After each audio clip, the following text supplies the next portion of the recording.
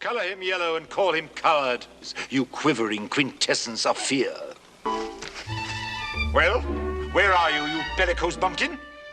Marta Kristen once said a single sentence that even to this day anyone who hears it never forgets. Not because it was shocking, but because it made people realise there was something in Lost in Space that had never been told. It turns out Lost in Space wasn't exactly the clean, cheerful, family-friendly version audiences saw on screen. Those who were there say there were things they were never allowed to mention. Things CBS told the cast and crew to forget. Moments that even veteran actors now admit. We never should have been put in that situation. So what exactly happened behind the scenes of one of the most beloved family series of the 1960s? Why did every cast member have their own story, but none of them dared speak about it for decades? Today we revisit Lost in Space from the perspective of the very people who created it and who are only now willing to share what really happened. Mark Goddard reveals, CBS forbade me and Marta Kristen from showing any affection, not even holding hands. You know how I feel about the kids. Thank you, Don. I knew you wouldn't refuse. You didn't tell your parents about this? No one. Good. All right, then. If you've ever watched Lost in Space and felt there was something unsaid between Don West and Judy Robinson, you weren't imagining it. Mark Goddard, who played Don, confirmed that the natural chemistry between him and Marta Kristen was crushed by CBS before it could ever blossom. Mark said that early on, Irwin Allen wrote the Don-Judy relationship with a very clear romantic direction. Not melodramatic romance, but a mature, careful affection. The kind of bond that might naturally grow between two young people isolated in a dangerous, high-pressure environment. It would have added emotional depth to the story. Then CBS stepped in. Mark remembered the conversation he later called one of the strangest orders of my life. After filming a scene where he and Marta exchanged a look that felt a little too real, a producer pulled them aside. He still remembers the words, no touching, no holding hands, no hugging, no leaning on each other, no looking at each other for more than 3 seconds. A list of prohibitions that sounded more fitting for two actors playing rivals, not two characters with a budding relationship. Marta Kristen later confirmed this Mark and I had natural chemistry. But every time we acted, they reminded us to keep our distance. CBS feared that any hint of affection could be interpreted as too adult, too suggestive, or worst of all, emotionally inappropriate for children watching TV in 1965. At one point, Mark and Marta asked Irwin Allen if Don could protect Judy in a dangerous scene by taking her hand. A simple, harmless gesture. CBS replied, no. It looks too suggestive. Mark summed it up. They wanted us to look like co-workers, not real human beings. And that's why fans always felt Don and Judy had something, but it was never allowed to bloom on screen. Jonathan Harris reveals the truth. Dr. Smith was originally written so cruel he couldn't be broadcast. Color him yellow and call him coward, you quivering quintessence of fear. Well, where are you, you bellicose bumpkin? Jonathan Harris, the actor who portrayed Dr. Zachary Smith, said that the original version of the character was nothing like the cowardly comic villain fans came to love. Not at all. Dr. Smith was originally immoral. Completely immoral, Harris said in a rare interview. In the early script, Smith was described as a cold-blooded, ruthless figure, even quietly violent. One of the first lines Harris had to read left him stunned. It implied that Smith was willing to sacrifice Will Robinson, a child, if it meant saving himself. That was too cruel, Harris said, even for a villain. Not only that, the original Smith was written as a psychological manipulator, someone who blamed others, dropped sinister, double-meaning lines, and revelled in quiet malice. A character like that on American television in the 1960s was unthinkable. When CBS saw the first screen tests, they immediately summoned Harris and the producers into a meeting. Their message was blunt.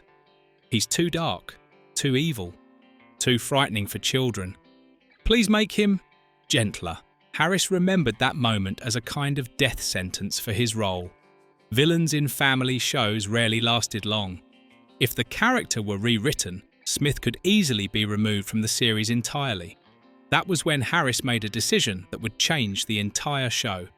He started rewriting Smith from the inside out, little by little, episode by episode. He added exaggerated gestures, comedic, whining, sly smiles that were mischievous but never dangerous. He transformed Dr. Smith into something no one expected, someone both infuriating and endearing and funny. He called it a survival strategy, and eventually CBS could no longer kill the character. Because by then, the audience and the entire cast knew one thing. Without Dr. Smith, Lost in Space would lose its strangest and most unforgettable soul. June Lockhart reveals CBS made me perform dangerous scenes with no safety protection. June Lockhart had previously played more or less the same role on the Lassie TV series for several seasons, so there's an agent who's really trying hard for their client. June Lockhart's account exposes something even more frightening: the sheer disregard for human safety in Hollywood during the 1960s. June Lockhart, who played Maureen Robinson, the perfect mother of the Robinson family, is remembered by viewers for her calmness, warmth and intelligence. But behind those scenes of her comforting will, or standing gracefully beside John Robinson, was a dark truth CBS never wanted fans to know. June recalled one scene that required her to step out of the Jupiter 2 model, which was built nearly 3 meters off the ground. Instead of using a safety platform or padding the floor, the crew laid down only a thin carpet, mainly to muffle sound, not to protect the actors. Then it happened. As she stepped down, her foot slipped off the edge of the set. She fell hard onto the floor, rolling to the side and hitting a metal edge. The impact bruised her hip and shoulder. The pain was so sharp, June thought she wouldn't be able to continue shooting. The entire stage went silent for a few seconds. A crew member rushed over. But before she could say, "I need a moment to check this," the director's voice cut through the air. "June, get up. We have to shoot it again from the top," June protested. "I said very clearly, this isn't safe," and they answered, "We don't have time for safe." A line so cold she never forgot it. There was no set medic, no protective gear, no injury protocol, only a shooting schedule and orders to keep going. She said this wasn't the only incident. There were many scenes where she had to run across slippery ground stand under blisteringly hot studio lights or perform next to active machinery, all without being warned of the risks. CBS never mentioned any of these accidents in interviews. They wanted Lost in Space to remain wholesome, clean and safe, at least on the surface. Marta Kristen reveals the deleted 18-plus scene CBS destroyed forever. Huh? I don't want to be a big brave girl. I want to go home. Ooh, if you say that again, I'll... Marta Kristen, the actress who played Judy Robinson, the golden daughter of the Robinson family, admitted for the first time that there was a scene that nearly destroyed the show's family-friendly image. "I've never told anyone this before, but we once filmed a scene that when we watched it back, everyone understood instantly why CBS had to destroy the reel. In that scene, Judy is captured by an alien creature. In the script, the creature was only meant to restrain her for dramatic tension. But during filming, the director wanted to try a more primal, more intimate version to emphasize the creature's threat. No one expected that this intimacy would go far beyond what 1960s television could allow. Marta explained that the creature played by an actor in a rubber suit was instructed to approach Judy in a way that made the audience feel violated. When the camera rolled, the creature leaned in far closer than she expected, using body movements that mimicked an animalistic attempt to claim her. Marta instinctively recoiled, but the director shouted from behind the camera, "Hold it, stay there, let the real emotion show." The discomfort Marta felt in that moment was real, very real. and when the footage was reviewed in the editing room, the atmosphere instantly went cold. Some crew members described it as so adult it could never be shown to the public. It violated every rule of safe family television CBS was trying to maintain. Marta still remembers what CBS told her when they decided to destroy the reel. That scene is too sensitive. It cannot exist. The footage was cut, locked away, and later confirmed to have been completely destroyed. No one outside the production has ever seen it. No collector owns a copy. It vanished from history as if it never existed. But for Marta, the memory remains painfully vivid. I felt uncomfortable, very uncomfortable. But back then, actresses didn't have the right to say no, and that was only the first secret. Billy Mooney reveals, "If the robot had fallen just a few inches the other way, my leg would have been shattered." Possibly the only time the child of genius character was ever likable and not irritating. Again, unlike his sisters, Will gets to participate in the plots more often. Billy Mooney, the young Will Robinson, revealed something even harsher. Child safety on set was never the priority. Billy was only 11 years old, yet he was assigned numerous dangerous scenes that would absolutely violate today's child labour laws. One of the most serious incidents happened during a scene that seemed harmless: Will and the robot moving across an alien landscape.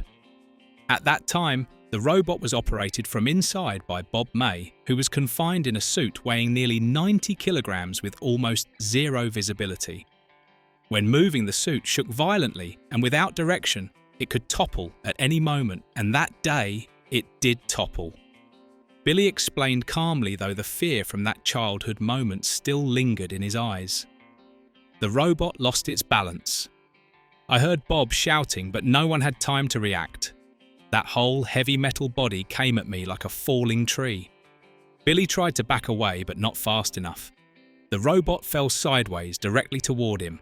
The entire mass of cold metal slammed into his leg, a force strong enough to send a grown adult to the hospital. Billy remembers it vividly. If it had fallen just a little differently, just a few inches, my leg would have been crushed. Filming stopped immediately. Bob May yelled for help from inside the suit. Billy was in pain and in shock. The crew panicked. But what happened next was even more shocking. No accident report, no medical examination, no official statement, no apology. Instead, CBS issued a chilling directive: do not bring this up, ever. Billy returned to filming the next day, his leg still swollen. No one complained because in Hollywood at that time, a child actor was easier to replace than a 90-kilogram robot that had already become the show's icon. It took him nearly 50 years to finally speak about it. Bob May reveals I lost consciousness twice inside the robot suit, and CBS forbids us from ever speaking about it. As you see, I am here. Good morning to you. When audiences think of the Lost in Space robot, they imagine a fun, lovable machine with its famous line, "Danger, Will Robinson." But for Bob May, the man who had to live inside that metal shell for all 3 seasons, the robot wasn't a cute character. It was a steel prison. Bob May explained that the robot suit weighed nearly 200 pounds, made from rigid materials with no cooling system and almost no ventilation. Inside the suit, temperatures could climb past 130 degrees, especially under the old halogen studio lights, which were powerful, blisteringly hot, and extremely dangerous if you stood beneath them too long. Bob said, "I got so hot, my vision went white. I couldn't breathe. I knew I was about to pass out." The worst incident happened during a scene where the robot stood beside a control panel, blasted with direct red lighting. The metal suit absorbed the heat and warmed up so fast that Bob felt like my skin was being roasted alive. But because the robot had to remain perfectly still in the shot, he couldn't move or signal for help. Bob whispered to a technician, but the roar of the stage fans and machinery drowned him out. Seconds later, his head spun. Sweat flooded into his mouth and he couldn't wipe it away. His breathing turned ragged, his vision blurred. The camera kept rolling. I just remember saying, I'm not okay, I'm not okay, and then everything went black. Bob May passed out inside the suit.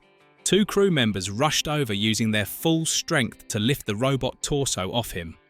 When they finally pulled him out, he was barely breathing, pale, soaked in sweat, as if he'd been dragged out of a steam chamber. And sadly, that wasn't the only time. The second incident happened almost identically. The suit overheated. Bob became severely dehydrated and he collapsed again. But the darkest part wasn't the accidents themselves. It was CBS's reaction. According to Bob, they told us no one is ever allowed to mention this.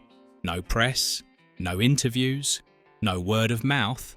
CBS feared the public discovering that the most beloved character for children was being performed in conditions dangerous enough to kill a man.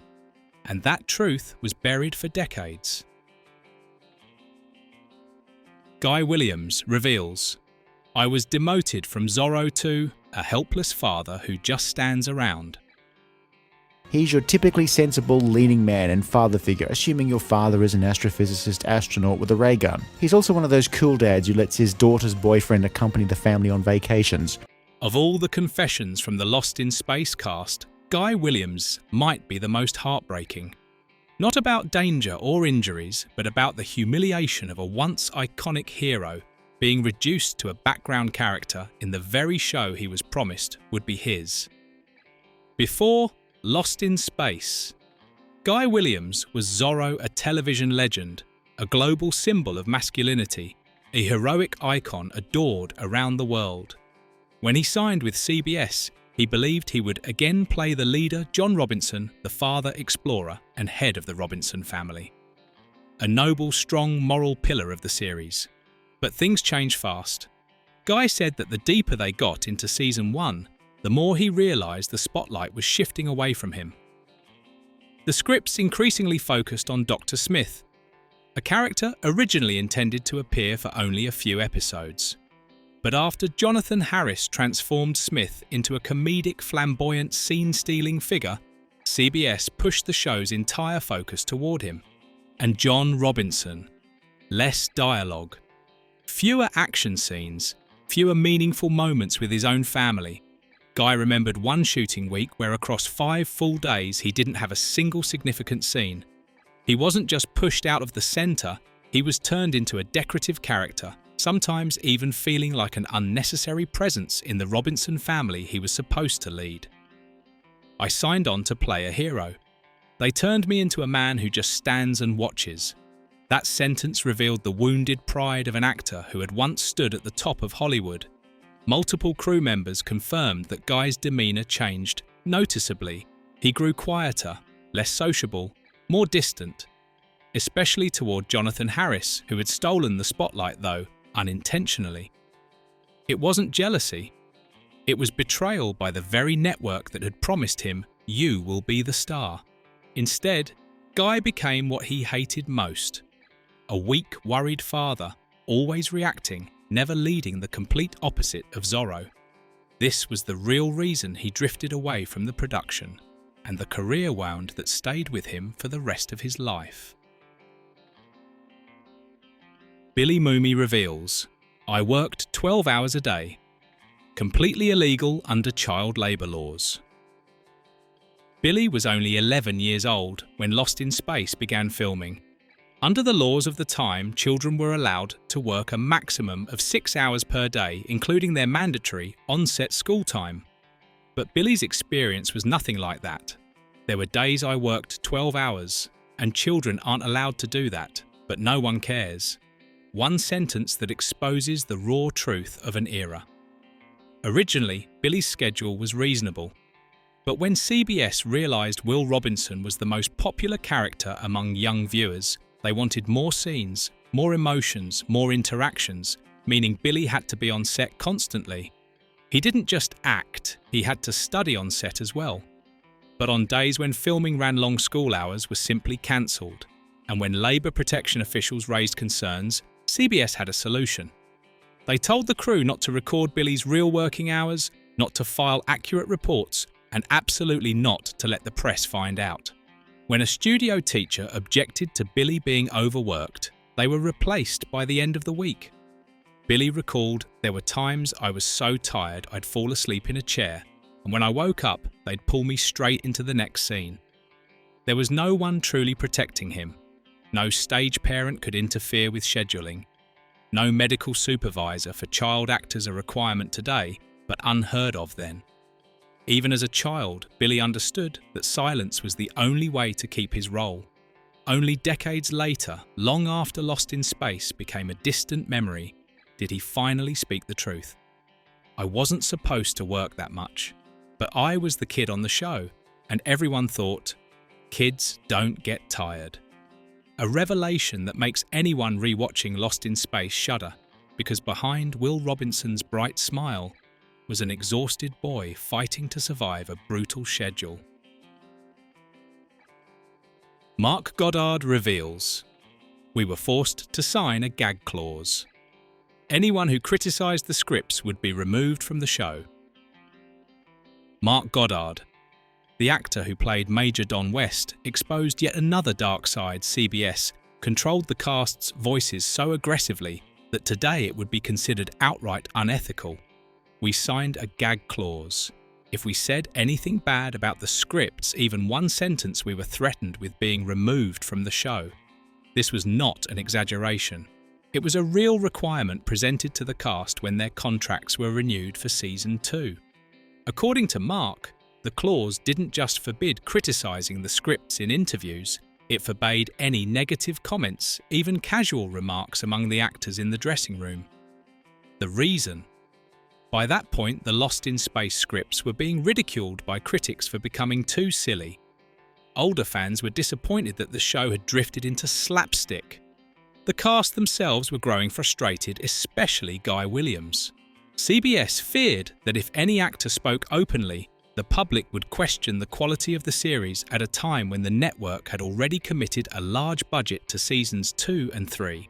So the network imposed a policy of absolute silence. Mark recalled a 2-hour internal meeting where CBS representatives warned, "If anyone embarrasses CBS, they will not return next season." They didn't stop at threats, they monitored the actors closely. All interviews were pre-screened. Any sensitive answers were cut before publication. The cast had to send CBS transcripts for approval before appearing on television. A colleague even told Mark that after casually remarking, "This week's script is a bit silly that actors' scenes were cut down for 3 consecutive episodes." On Lost in Space, laughter rang out every week, but behind it was a workplace where actors had no right to speak, no right to protest, and no power to protect the artistic integrity of their own performances. The cast together reveals they were treated unethically and many considered leaving the show. It wasn't just one person, not one isolated complaint. Over the years, as various cast members finally spoke up, it became clear that behind the colourful surface of a family show was a working environment where many felt treated like property, not people. June Lockhart was the first to break the silence, and her testimony opened the door for others to confirm the same painful truth. June remembered vividly. "There were times we felt like we were treated as assets, not human beings." Mark Goddard stepped forward to confirm this, saying, "No one in the cast was truly healthy during Season 2. Everyone was pushing themselves, but we weren't allowed to complain." Then Marta Kristen spoke out. As the youngest adult actress in the cast, she was especially vulnerable. "There were days I was shaking from exhaustion, but they told me to keep filming," Marta said. "No one at CBS ever asked if I was okay." Bob May, trapped inside the 200-pound robot suit, recalled seeing June, Marta and Mark walking like ghosts after long, overscheduled shooting days. "We were all worn down," Bob said. But CBS only seemed to care about one thing: staying on schedule. Even Jonathan Harris, the one cast member who always maintained humour through every scandal, admitted, "The atmosphere on set got darker and darker. We weren't laughing for real anymore. We were just performing laughter." The combination of grueling hours, dangerous working conditions, and enforced silence slowly fractured the cast throughout seasons 2 and 3. Not because they disliked one another, but because each of them was forced into survival mode, struggling just to get through each week. No one had the energy to be anyone else's support system, and all of them, June, Mark, Marta, Billy. Even Bob admitted there were moments when they wanted to quit the show. Not because Lost in Space failed, but because they were not treated like human beings. After hearing what the cast themselves endured, it becomes almost impossible to view Lost in Space as a harmless family series. Behind every smile was a bruise. Behind every thrilling adventure was an illegal work schedule, a fainting actor inside a £200 suit, and real danger that CBS worked hard to conceal. Lost in Space created childhood memories for millions, but the price the cast paid, none of us ever saw. What about you? Did you always think Lost in Space was harmless? Or can you now sense a shadow you never knew how to name? Leave your thoughts in the comments, we want to hear your take. And don't forget to like, subscribe, and ring the notification bell. Because there are many more Hollywood secrets the cast never dared to tell until now.